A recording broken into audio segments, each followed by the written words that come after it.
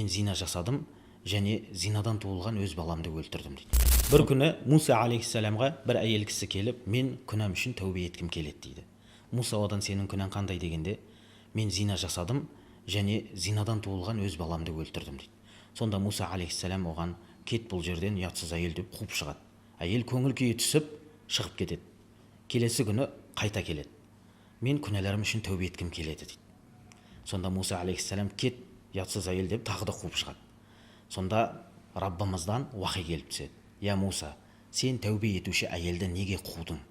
Сен одан да жаман кім екенін білмеуші ме едің дейді. Сонда Муса алейхиссалам, зина жасаушы және де адам өлтірушіден асқан күнәһар адам бар ма дейді. Сонда Раббымыз намаздарын тастаушылар, яғни қасақана намаздарын тастаушылар дейді. Сондықтан бауырлар, намаздарымызға сақ болайық.